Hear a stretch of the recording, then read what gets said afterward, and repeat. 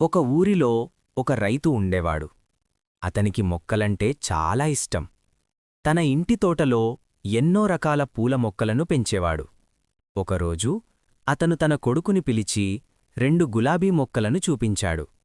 అందులో మొదటి మొక్క నిండా అందమైన పూలు ఉన్నాయి. కాని ఆ కొమ్మలకు చాలా పదునైన ముళ్ళు కూడా ఉన్నాయి. రెండో మొక్క ఇంకా మొగ్గదశలోనే ఉంది. రైతు తన కొడుకుతో ఇలా అన్నాడు, నాయనా, ఈ మొదటి మొక్కని చూసి నీకు ఏమనిపిస్తోంది? కొడుకు ముఖం ముడుచుకుని, నాన్నా, ఇందులో పూలు బాగున్నాయి, కాని ఆ ముళ్ళు చాలా భయంగా ఉన్నాయి.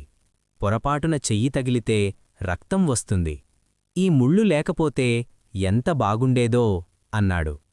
అప్పుడు తండ్రి చిరునవ్వుతో ఇలా అన్నాడు, చూడు నాయనా, నువ్వు ముళ్ల మధ్యలో పువ్వులు ఉన్నాయని బాధపడుతున్నావు.